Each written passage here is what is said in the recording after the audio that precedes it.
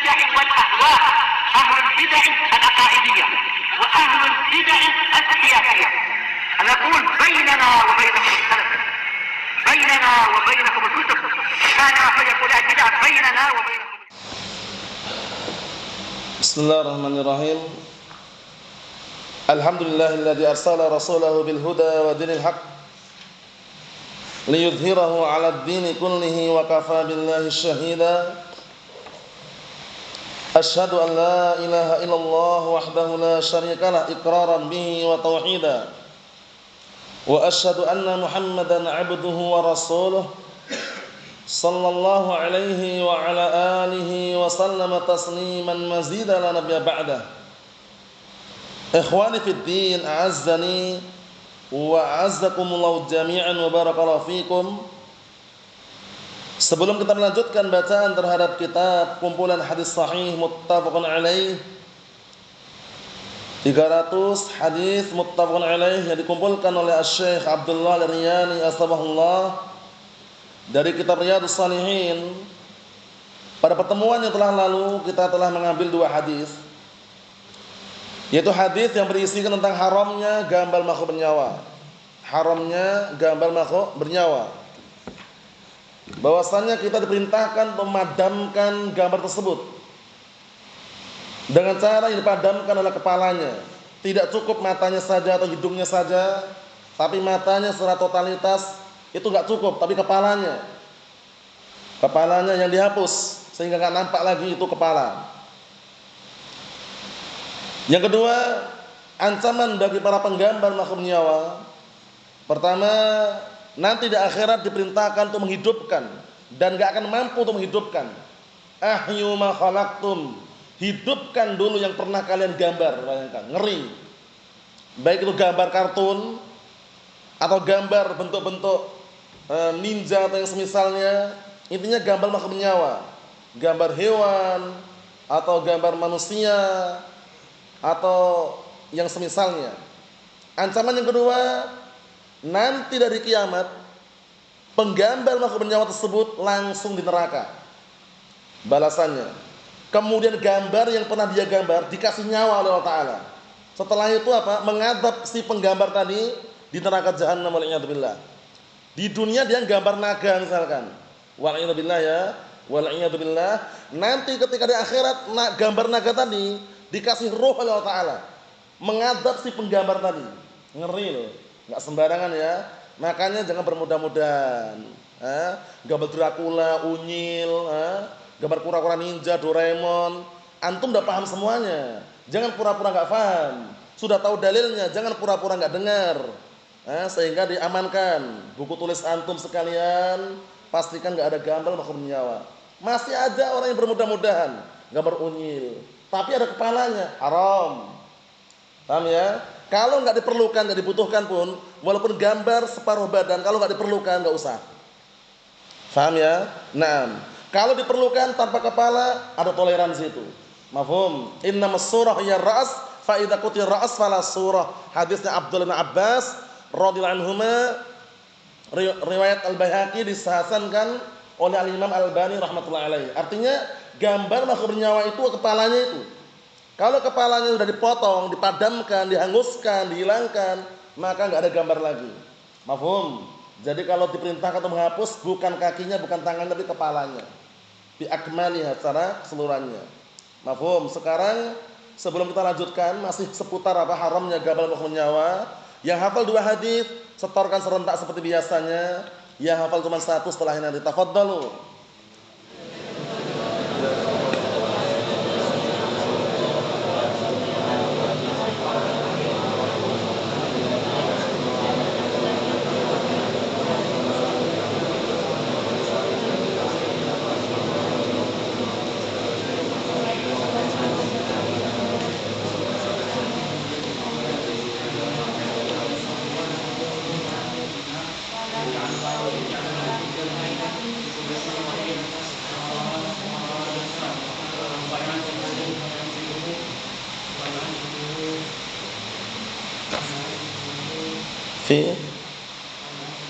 fi jahannam.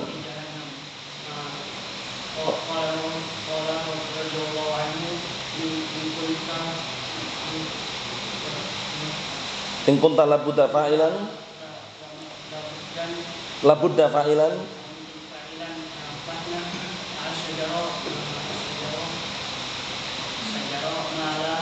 wa mala ruha fihi, ruha fihi. Naam. Ahsantum barakallahu fiik, a'anakumullah. Kita lanjutkan berikutnya. Kita ambil dua, pendek juga. Disimak baik-baik karena masih ada 4 ya. Kita ambil 2 saja. Disimak baik-baik biar tambah melekat, tambah faham. Yang melanggar dosanya besar karena tahu ilmunya, sudah tahu dalilnya. Diam-diam gambar dosa besar. Paham ya? Nah, kenapa? Karena sebelumnya dia enggak tahu, setelah tahu kok malah gambar. Udah. Allahul musta'an, dikondisikan. Dipastikan di buku tulis hanya faedah saja. Gambar makhluk bernyawa haram. Gambar ninja-ninja haram. Gambar hewan-hewan haram. Nah, di situ diingat-ingat. Pastikan hanya faedah saja. Ini dalilnya sekarang tambah ngeri lagi sekarang ini. Yang kemarin udah ngeri, ini sekarang ngeri lagi. Ancaman buat para penggambar makhluk bernyawa. Allahul musta'an. Kita baca. Simak baik-baik. An Abdullah bin Abbas radhiyallahu anhuma qala an-nabiy sallallahu alaihi wa ala alihi wasallam man sawwara suratan fid dunya kullifa yaumal qiyamah an yanfukha fiha ar-ruh wa laysa binafikh, muttafaqun alaih. Ana artikan, jangan sampai tidak tahu artinya. Cara mudah untuk menghafal itu tahu artinya. Kalau antum tahu artinya mudah dihafal. Kalau antum enggak tahu artinya kadang kesulitan. Makanya pahami baik artinya. Ana artikan dari hadisnya Abdullah bin Abbas radhiyallahu anhuma. Abdullah bin Abbas kunyahnya Abdul Abbas.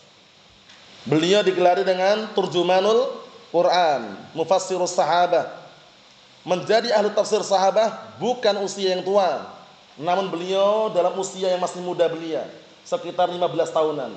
Perhatikan, sekitar 15 tahunan sudah menjadi mufassirus sahabah, menjadi ahli tafsirnya para sahabat. Kemudian beliau termasuk dari kalangan sahabat yang paling banyak riwayat hadisnya, pantunnya.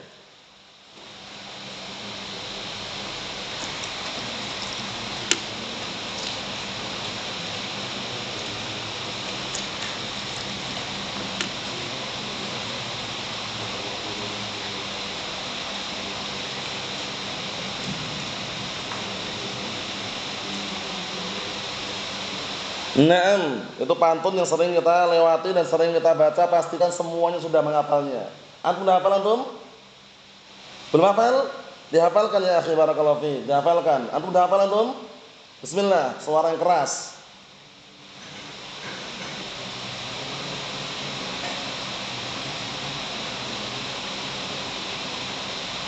Antum sudah hafal? Dihafalkan nanti.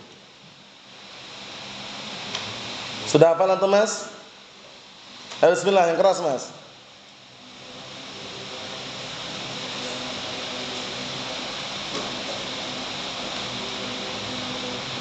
Naam, ahsantum barakallahu fiik. Jadi kalau baca pantun itu yang keras, kalau baca pantun pelan-pelan enggak dengar. Maksudnya kurang didengar pun kurang apa? Kurang nyaman gitu loh ya. Langsung keras ya. Wal muksiruna fi riwayatil athar Abu Hurairah yalihi Ibnu Umar. Keras kan? Wa Anasun wal habru kal khudri wa Jabirun wa zaujatun nabiyyi. Pakai mic atau tidak keras suaranya. Paham ya? Bukan pelan-pelan, itu orang enggak dengar. Suara yang keras biasa antum suarakan di luar itu pakai untuk suaranya ya. Jadi kalau baca dikeraskan biar kedengaran enak dia apa? Dengar, kalau salah ketahuan. Ya kan? Nah, keras dilantunkan dengan lantunan yang sudah dijelaskan. Nah, kemudian orang pun mendengar, yang belum mendengar, yang belum hafal dihafalkan. Dihafalkan ya. Wal muksiruna fi riwayatil athar Abu Hurairah yalihi Ibnu Umar wa Anasun wal habru kal khudri wa Jabirun wa zaujatun nabiyyi. Kita artikan. Dari hadisnya Abdullah bin Abbas radhiyallahu anhuma, qala beliau berkata, qala an-nabiy sallallahu alaihi wasallam, Rasulullah sallallahu alaihi wasallam bersabda, man sawwara suratan fid dunya, barang siapa yang menggambar suatu gambar makhluk bernyawa di dunia, diartikan gitu loh ya. Larangannya ini gambar makhluk bernyawa. Sehingga ada lafaz menggambar, antum kasih keterangan sendiri. menggambar-gambar makhluk bernyawa. Mafhum? Berarti kalau gambar bukan makhluk bernyawa, bukan gambar makhluk bernyawa, gambar mobil, gambar pohon, itu sebenarnya pengharamannya memang enggak ada. Kecuali gambar mobil dikasih apa? Mata, dikasih lidah, dikasih mulut, nah, kasih hidung, ada kan? Yayo. Ya kan? Nah, barakallahu fiik. Naam. Jadi itu dipadamkan itu kepala. Paham ya? Gambar mobil tapi dikasih ada matanya, ada hidungnya, ada mulutnya, jadi haram. Kalau mobil tok enggak masalah. Bisa dipahami? Ayo, disimak nih. Barang siapa yang menggambar dengan suatu gambar di dunia, gambar makhluk bernyawa, kullifa yaumal qiyamah, nanti di hari kiamat diperintahkan kepada orang tersebut an yanfukha fiha ruh, untuk meniupkan roh pada gambar makhluk bernyawa tersebut. Paham ya? Diperintahkan untuk meniupkan roh di situ. Tapi mampu enggak kira-kira? Walaysa binafikhin, enggak mampu meniupkan. Nafikh itu meniupkan. Enggak mampu meniupkan roh, bayangkan itu. Di dunia Masya Allah penggambar yang jitu, juara satu, gambar makhluk bernyawa, ternyata di akhirat lihat ini enggak bisa meniupkan roh. Hadis yang kemarin kita baca, ahyuma khalaqtum, hidupkan yang dulu pernah kalian gambar. Enggak mampu, niupkan roh aja enggak mampu. Ngeri atau tidak ancamannya berani? Ngeri sekali. Jangan bermudah-mudahan. Gambar makhluk bernyawa adalah haram kecuali yang darurat, yang antum tidak bisa mengelak darinya, seperti KTP, uang, paspor atau kartu identitas. Mafhum? Itu kita nggak bisa mengelak. Itu pun kita simpan di tempat tertutup kan, tidak kita buka-bukaan di depan umum kan, di dompet, di tempat yang aman. Mafhum? Itu pengecualian. Selain itu, semaksimal mungkin hapus. Baik itu di kaos, di baju, sabun, ya kan, atau misalkan botol sabun atau botol sampo, paham ya? Yang ada kepalanya itu padamkan. Terus bagaimana hukumnya? Memelihara boneka di rumah? Janganlah. Sudah tahu hukumnya, ngapain memelihara boneka di rumah? Boneka kecuali boneka mobil-mobilan. Boneka mobil-mobilan, enggak ada matanya, enggak ada kepalanya.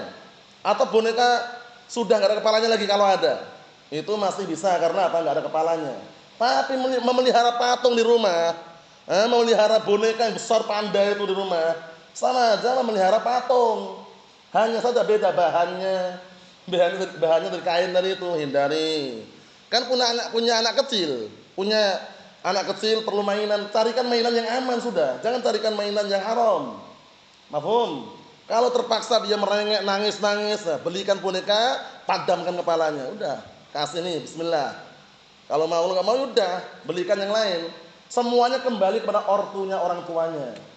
Jangan sampai orang tua terbawa perasaan anak, keinginan anak semua diturutin, yang haram pun dia turutin, jangan. Tapi bagaimana caranya anak nurut orang tua? Mafhum? Jadi jangan sampai semua dibeliin, boneka apapun dibeliin, jangan. Paham ya?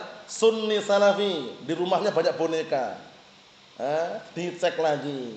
Paham enggak dia ilmunya? Paham enggak dia dalilnya? Kalau paham, lihat ini, padamkan. Nah, barakallahu fiik. Karena nanti hadis yang akan kita baca pada pertemuan yang akan datang, malaikat tidak masuk ke dalam rumah. Masa kita mencegah malaikat masuk rumah?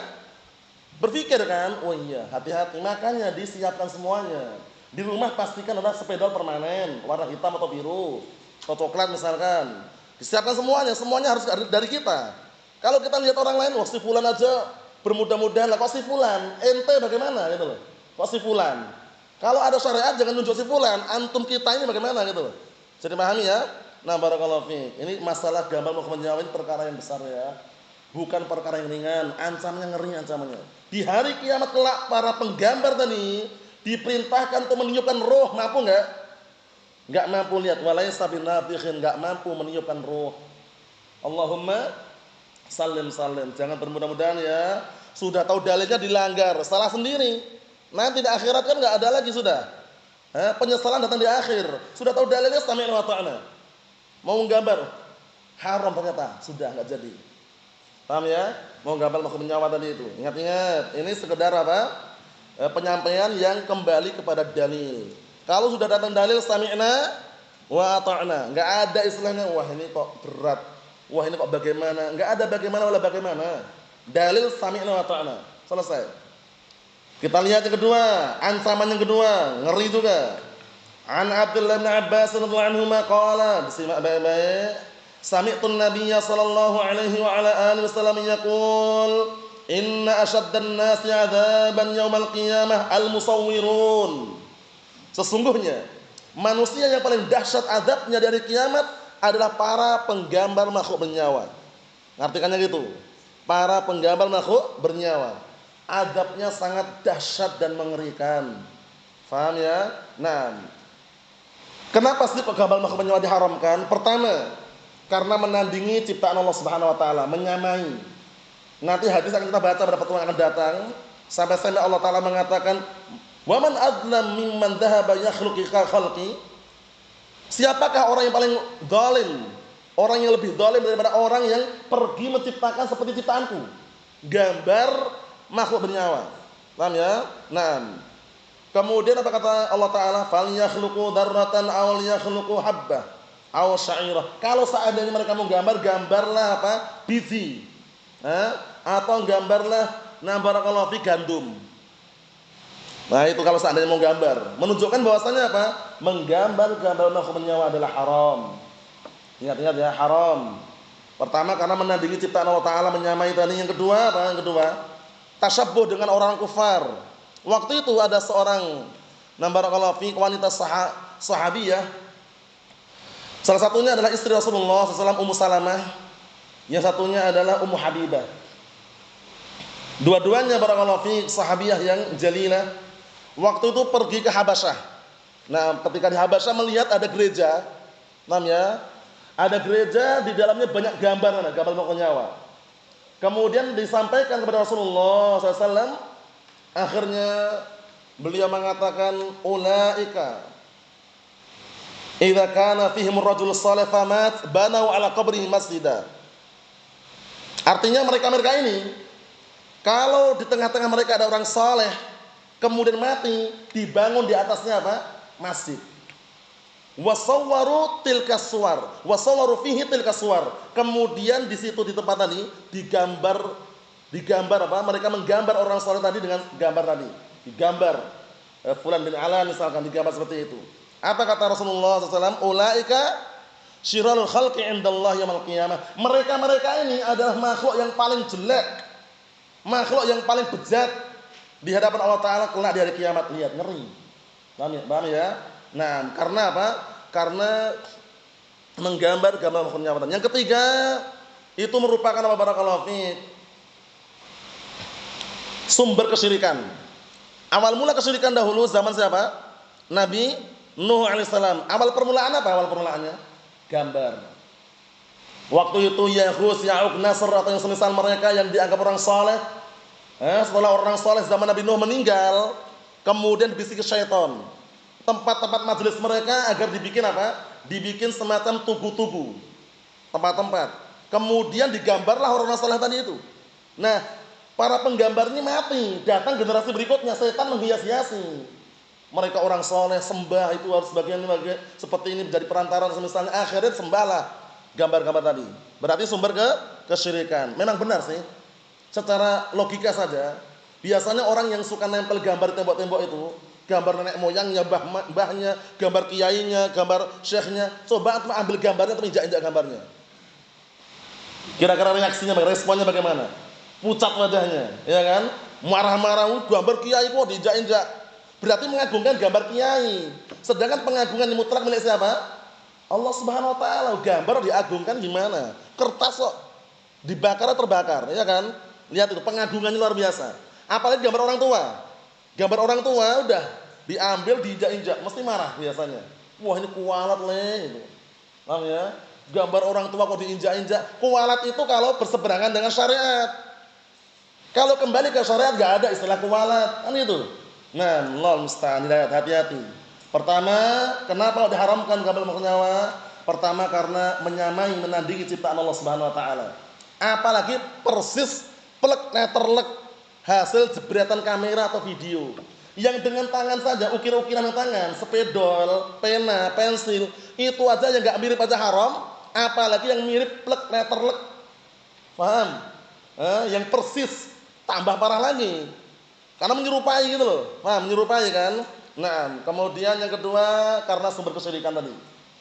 Yang ketiga tasyabbuh dengan orang kufar. Yang waktu itu dilihat oleh siapa tadi? Ummu Habibah dan Ummu Salamah ketika berada di Habasyah di Ethiopia melihat gereja banyak gambar-gambarnya. Apa kata Rasulullah SAW tadi? Ulaika syirarul khalqi indallahi yaumil qiyamah. Mereka-mereka ini adalah makhluk yang paling jelek, makhluk yang paling rusak di hadapan Allah Taala dari kiamat kelak. Para penggambar makhluk bernyawa, hati-hati. Paham? Pastikan di rumah kita aman. Yang udah ngaji perhatikan, kenal sunnah pastikan di rumah aman. Enggak ada patung-patung, la berhala wala patung. Hah? Oh, ini kan bukan berhala Ustaz, bukan patung Ustaz. Cuman boneka besar terbuat dari kain, podo wae. Kepalanya ada enggak? Ada, padamkan kepalanya. Paham ya? Berat memang, tapi itulah syariat barakallahu fiik. Siap atau tidak? Insyaallah. Harus gitu. Kalau kita enggak siap gimana? Masa malaikat dihalang-halangi masuk? Mau masuk ada boneka panda. Mau masuk ada gambar Wali Songo kan. Ya kan? Terhalang-halangi kan? Maksudnya barakallahu fiik. Paham dalil, laksanakan. Sami'na wa ta'na. Apalagi malah memelihara televisi. Dinyalakan tiap hari di situ. Nonton ini, nonton itu, apalagi nah barakallahu fiik, nah malah memajang pajangan foto-foto barakallahu fiik kenang-kenangan dahulu misalkan, kenang-kenangan pernikahan, kenang-kenangan dengan orang tuanya. Allahul musta'an. Hati-hati barakallahu fiik, banyak sekarang yang mereka bergelimpangan dengan alasan fatwa ulama, 1000 fatwa mengalahkan satu dalil, bayangkan. Sekarang kalau logikanya masih normal, 1000 fatwa membolehkan gambar makhluk nyawa, 1000 fatwa membolehkan gambar makhluk nyawa dengan satu hadis yang mengharamkan, milih mana? 1000 loh, sembarang 1000, bukan 500. 1000 fatwa ulama membolehkan gambar makhluk nyawa. Paham ya? Ini global semuanya. Dengan satu hadis Rasulullah yang mengharamkan gambar makhluk nyawa. Milih yang mana? Yang 1000 atau yang satu? Yang satu, masih normal berarti. Kalau orang-orang itu biasanya nggak normal lagi sudah. Ini ada fatwanya nih, fatwa Syekh Fulan, Syekh Alan membolehkan. Rasulullah bagaimana? Rasulullah melarang. Lah terus ente milih mana? Kalau anda milih fatwa ulama, berarti terbalik dia kan? Allahul musta'an, bayangkan itu. Satu dalil itu nggak ada. Itu kan permasalahan ijtihadiyah. Kalau permasalahan ijtihadiyah, ngapain dia milih ijtihad yang keliru? Paham ya? Nah, kan lebih tepat ijtihad dengan dalil yang ada tadi kan? Pengharamannya jelas. Paham ya? Kecuali dikecualikan, selesai, aman sudah. Karena dengan fatwa ulama tadi akhirnya orang bermudah-mudahan selfie. Suami istri selfie dia. Satunya bersorban pakai jubah, ya kan, satunya bercadar. Allahul musta'an, diposting di pinggir jalan, caleg, calon legislatif. Allahul musta'an. Kalau ada seperti itu parah sudah. Paham ya? Nah, Allahul musta'an.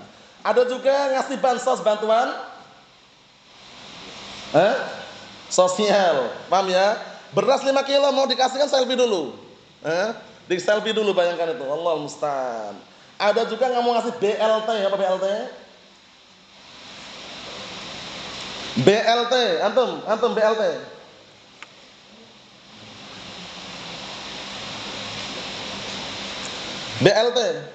BLT.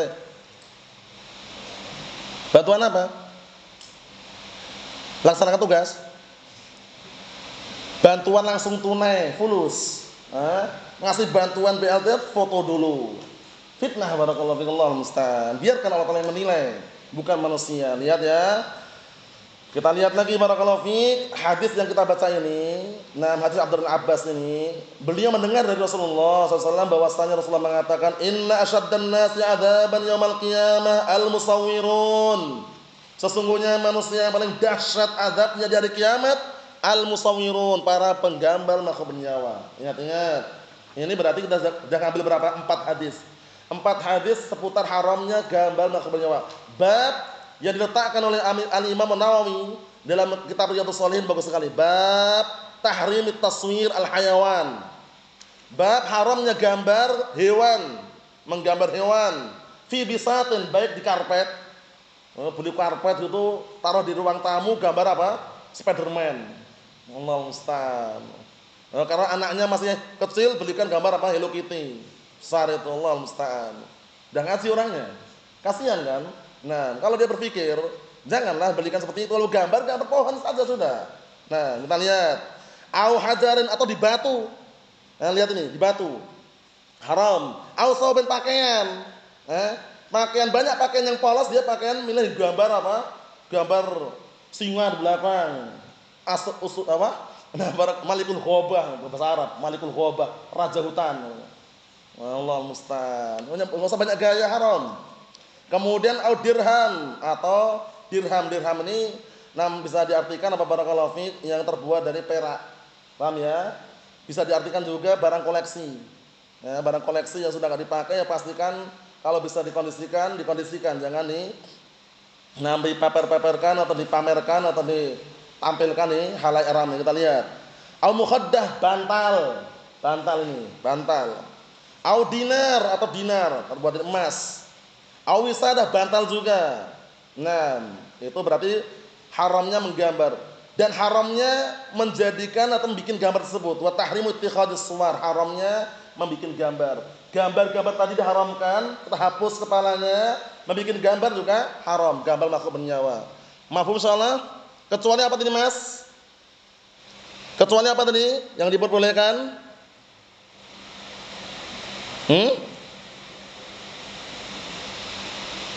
Gambar makhluk bernyawa kan haram hukum asalnya. Ada yang diperbolehkan kalau perkaranya darurat seperti udah kita lewat tadi kan? Kalau darurat boleh seperti apa? Seperti apa yang darurat yang kita nggak bisa mengelak? Uang, terus paspor, terus